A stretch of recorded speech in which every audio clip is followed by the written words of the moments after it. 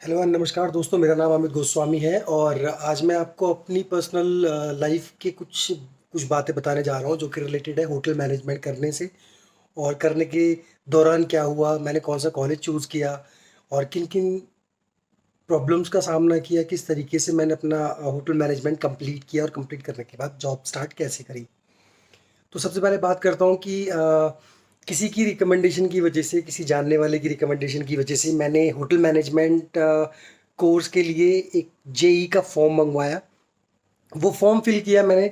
Form fill करने के बाद एक प्रोसीजर होता है कि आपको एक एग्ज़ाम, रिटन एग्ज़ाम अपीयर करना होता है। तो फॉर्म फिल किया, फॉर्म सबमिट किया, एक रिटन एग्ज़ाम अपीयर किया और उसके बाद फिर आपको पता ही है कि कॉम्पिटिटिव एग्ज़ाम के बाद रैंक आने का प्रोसीजर होता है। तो जो जेईई का जो एग्ज़ाम है, ये basically institute of hotel management जितने भी ऑल अक्रॉस इंडिया है उनमें सीट्स के लिए होता है। तो जो कि आईएचएम जितने भी हैं वो एनसीएचएम सिटी से एफिलेटेड हैं और डिग्री देते हैं इग्नू यूनिवर्सिटी की। तो मैंने जब जेईई का एग्ज़ाम दिया और एग्ज़ाम देने के बाद मेरी रैंक आई। रैंक मैं लिटरली बताऊंगा, अभी मुझे याद नहीं क्योंकि मैंने होटल मैनेजमेंट जब स्टार्ट किया था तो वो साल था 2011 से 2014 और अभी 2024 चल रहा है। तो लगभग लगभग 10 साल हो चुके हैं मुझे होटल मैनेजमेंट किए हुए। तो फिर जब मेरी रैंक आई, रैंक आने के बाद मैंने काउंसलिंग जो होती है, काउंसलिंग अटेंड करी। काउंसलिंग ऑनलाइन थी, उसमें अब मैं चूज़ करना था कौन सा कॉलेज चाहिए, कौन सी लोकेशंस पे चाहिए।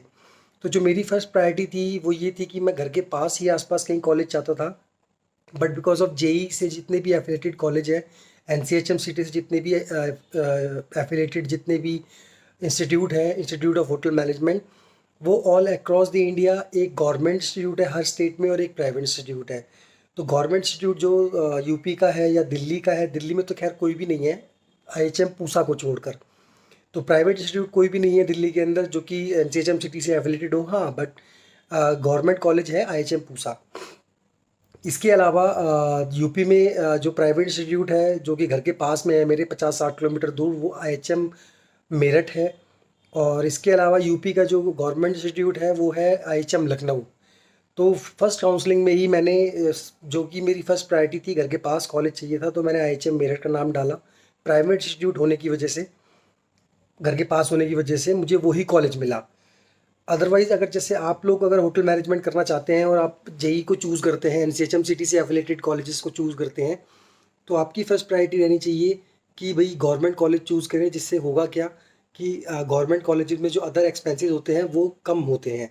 फ़ीस में ज़्यादा फ़र्क नहीं होता, मेरे ख्याल से साल में 30-40 हज़ार रुपये का फ़र्क होता है। अगर मान के चलिए आपकी गवर्नमेंट इंस्टीट्यूट में इस टाइम फ़ीस 1 लाख रुपये है, तो जो प्राइवेट इंस्टीट्यूट की जो चार्जेस होंगे वो आपको 1.5 लाख रुपये तक बेयर करने पड़ेंगे।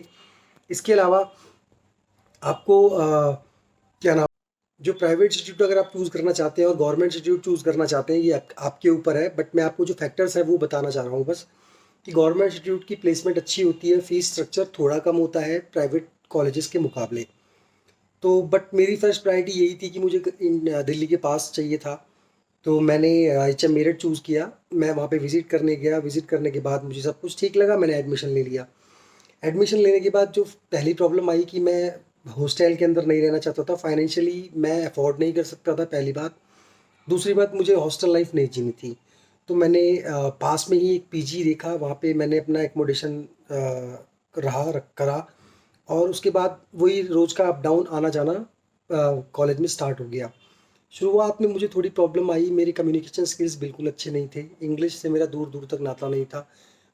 पढ़ने में एज ए सब्जेक्ट मैंने इंग्लिश को बहुत अच्छे से पढ़ा, बट अगर उसको एक लैंग्वेज की तरह समझें तो मेरा हाथ बहुत तंग था, जिसकी वजह से थोड़ी प्रॉब्लम्स हुई। स्टार्टिंग में मुझे लेक्चर समझ में नहीं आते थे, स्टार्टिंग में मैं कुछ पूछ नहीं पाता था। धीरे धीरे करके मैंने अपने आप को इम्प्रूव किया। इम्प्रूव करने के बाद वही कम्युनिकेशन, इंग्लिश कम्युनिकेशन को आप कैसे इम्प्रूव करें वो सारे टॉपिक्स देखे। धीरे धीरे करके बोलने की हिम्मत जुटाई, फिर क्वेश्चनिंग करनी शुरू करी, फिर आंसर्स देने शुरू करे। और लिखने में तो इतना खैर प्रॉब्लम नहीं थी मुझे, तो मैं अपने एग्ज़ाम्स तो अच्छे से दे पाया। उसके बाद फिर प्रैक्टिकल क्लासेस हमारी शुरू हुई। प्रैक्टिकल क्लासेस में जो टाइम ड्यूरेशन होता था, एक एक प्रैक्टिकल हमारा 3-3 से 4-4 घंटे का होता था और कंटिन्यूसली आपको खड़े रहकर क्लास अटेंड करनी पड़ती थी। प्रैक्टिकल क्लास, थियोरेटिकल क्लास सारी जैसी होती है नॉर्मल आपके स्कूल कॉलेजेस में वैसे होती है, बट प्रैक्टिकल क्लास में आपको खड़े होकर अटेंड करना होता है। तो उस टाइम बहुत प्रॉब्लम होनी शुरू हुई, इतना आदत नहीं थी 3 से 4 घंटे लगातार फ़ोकस करके आप खड़े रहो। तो फिज़िकली स्ट्रेंथ नहीं थी तो दिक्कतें आईं, कम्युनिकेशंस अच्छी नहीं थी तो दिक्कतें आईं। बट फिर भी करते-करते 2 सेमेस्टर निकल गए, अच्छे से प्रैक्टिकल अटेंड करना शुरू किया और उनको समझना शुरू किया। फिर टाइम आ गया मेरा इंडस्ट्रियल ट्रेनिंग का। तो इंडस्ट्रियल ट्रेनिंग में क्या होता है कि आपकी फ़ीस सबमिट हो जाती है बट आप 6 महीने कॉलेज में नहीं होते। आपको अपनी इंडस्ट्रियल ट्रेनिंग आप चाहो तो अपने अपने बिहाफ़ पर चूज़ कर सकते हो कॉलेज, या फिर आपको कॉलेज नहीं सॉरी, आप अपने बिहाफ़ पे होटल चूज़ कर सकते हो जहाँ से आपको इंडस्ट्रियल ट्रेनिंग करनी है, या फिर आपको आपका कॉलेज अरेंज करके देगा। 6 महीने की ट्रेनिंग होती है, बेसिकली 21 वीक्स की, 19 वीक्स की, 24 वीक्स की डिफरेंट डिफरेंट ट्रेनिंग्स होती हैं। तो आप जो भी आपका कोर्स आपको बोलता है करने के लिए, जितना भी टाइम ड्यूरेशन के लिए, आपको वो करना पड़ेगा।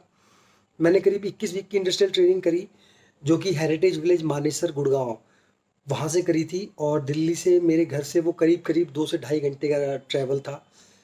वो मैनेज किया, आना जाना वहाँ पे काम करना। मैं सोच के गया था कि मेरा area of interest front office है तो मैं फ्रंट ऑफिस में अपना ट्रेनिंग में टाइम दूंगा, बट हुआ इसके बिल्कुल अपोजिट।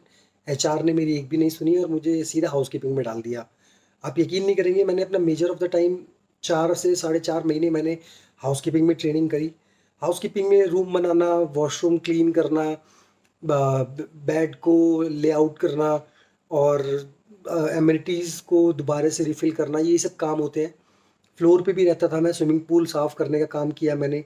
लॉबी में ड्राई मोप, वेट मोप मारना।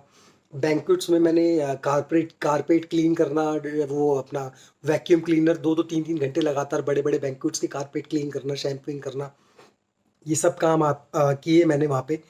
उसके बाद फाइनली मेरे को टाइम मिला कि मैं अपना जो ट्रेनिंग का बचा हुआ टाइम है वो फ्रंट ऑफिस में दूँ। फ्रंट ऑफिस में मैंने सारा काम सीखा, चेक इन चेकआउट कैसे करते हैं, सी फॉर्म कैसे भरते हैं, लगेज को कैसे हैंडल करते हैं, गेस्ट को चेक इन कैसे करवाना है रूम में ले जाके, उसको क्या क्या चीज़ें डिस्क्राइब करनी होती हैं जब वो चेक इन करते हैं होटल के अंदर।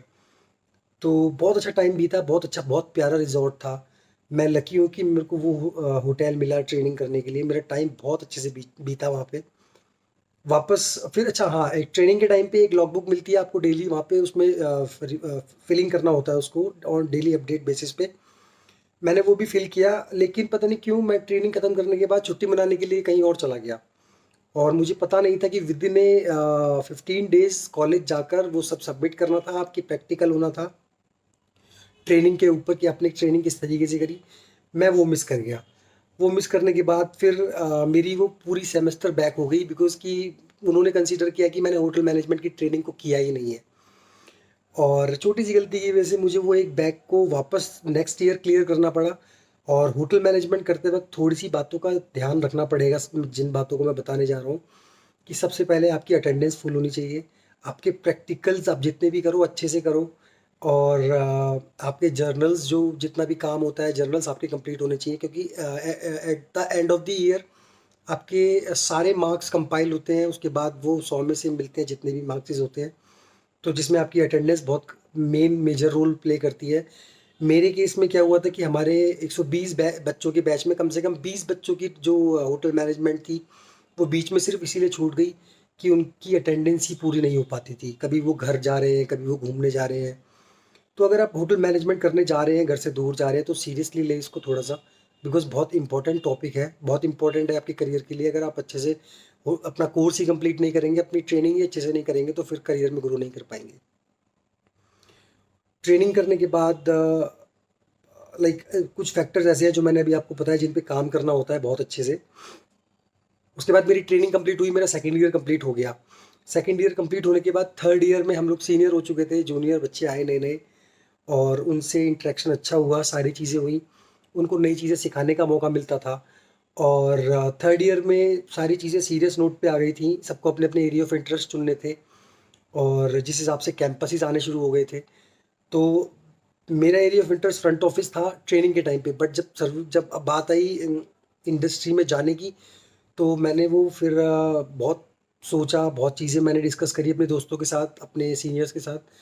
तो मैंने डिसाइड किया कि मुझे food and beverage service department में जाना ठीक रहेगा, बिकॉज़ कम्युनिकेशंस इतनी अच्छी नहीं थी उस time.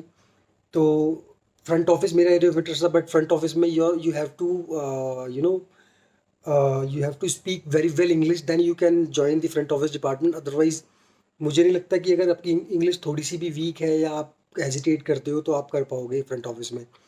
Because front office basically क्या होता है, जहाँ भी फ्रंट ऑफिस है वो उस जगह का वो फेस है।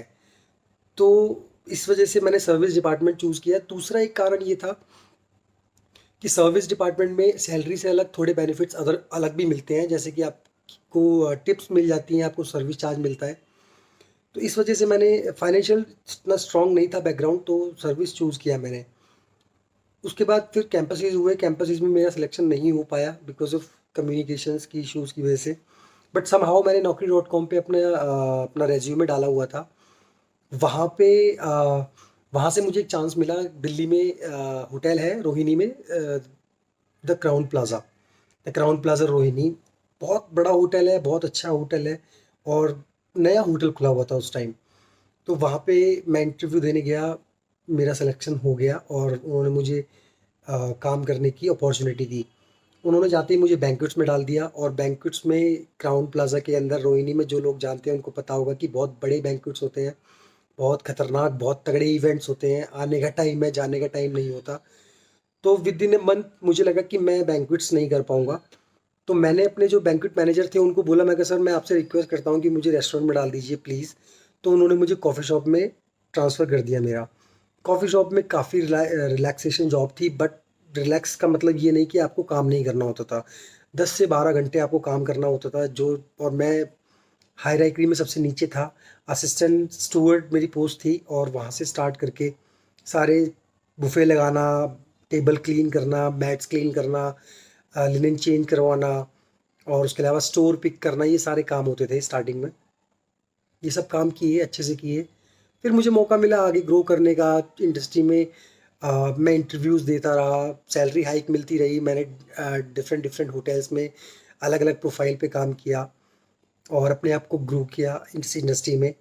और उसके बाद धीरे धीरे करके मुझे समझ में आया कि इंडस्ट्री एक्चुअल में क्या चीज़ है, आप किस तरीके से इसमें काम कर सकते हैं।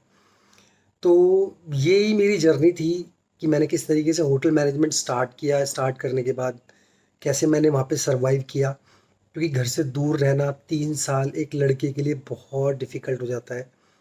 बट करना पड़ता है बिकॉज़ कि आपकी फैमिली नीड्स होती हैं, आपकी करियर नीड्स होती हैं। और होटल मैनेजमेंट एक ऐसी इंडस्ट्री है कि यहाँ पे आप 3 साल देते तो ज़रूर हो, लेकिन आपको जॉब की गारंटी उसी टाइम मिल जाती है अगर आप अच्छे से इसको पढ़ते हैं, अच्छे से ग्रो करते हैं अपने आप को। इंडस्ट्री में आपकी फ़िज़िकल स्ट्रेंथ होना बहुत ज़रूरी है। बिना फ़िज़िकल स्ट्रेंथ, बिना आपके लाइक आपकी विल पावर के आप इस इंडस्ट्री में ना तो सर्वाइव कर पाएँगे और ना ही ग्रो कर पाएँगे। क्योंकि मेरे साथ के बहुत ऐसे बच्चे थे, बहुत ऐसे लड़के-लड़कियाँ थे जिन्होंने अपनी इंडस्ट्रियल ट्रेनिंग में ही इस इंडस्ट्री को छोड़ दिया था, बिकॉज़ वो 3 सेमेस्टर 4 सेमेस्टर की फ़ीस पहले ही भर चुके थे। 2-2 3-3 लाख रुपए का नुकसान उठाया उनके फ़ादर-मदर ने, फैमिली ने। बट बिकॉज़ कि उनकी विल पावर नहीं थी। तो गाइज़ अगर आप होटल मैनेजमेंट करना चाहते हैं तो देखिए, पहले तो अपनी विल पावर स्ट्रॉन्ग कीजिए। आप थोड़ा-सा रिसर्च कीजिए। आजकल तो फ़ेसबुक, यूट्यूब और गूगल पे बहुत मटेरियल है कि आपको आपके रिलेटेड, आपके टॉपिक के रिलेटेड बहुत सारी वीडियोज़, फ़ोटोज़, बहुत सारी नॉलेज मिल जाएगी। तो मैं तो यही कहूँगा कि देखिए, वीडियोज़ का सहारा लीजिए, समझिए इस इंडस्ट्री को। क्योंकि इंडस्ट्री, आप जब होटल मैनेजमेंट कर लेंगे उसके बाद फिर आपके पास, मुझे नहीं लगता पीछे जाने का रास्ता होता है। और फिर इतना डिफ़िकल्ट हो जाएगा कि आप यकीन मानिए मैं उस फ़ेज़ से निकल के आया हुआ हूँ। तो थोड़ा-सा चीज़ों को सीरियस लीजिए। अगर आपको होटल मैनेजमेंट करना है, सबसे पहले अपना एरिया ऑफ़ इंटरेस्ट डिसाइड कीजिए। आप किस डिपार्टमेंट में जाना चाहते हैं, उस डिपार्टमेंट की क्या-क्या बैकड्रॉप्स हैं, क्या-क्या उनकी बेनिफिट्स हैं, वो सब देखिए। उसके बाद कौन-सा इंस्टीट्यूट आपके लिए बेस्ट रहेगा वो देखिए।